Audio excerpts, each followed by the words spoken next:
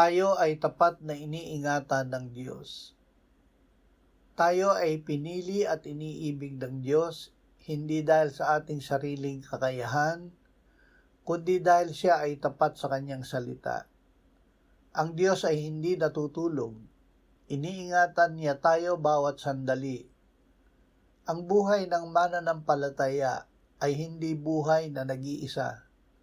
Si Jesus ay kasama niya dahil nananahan sa kanya.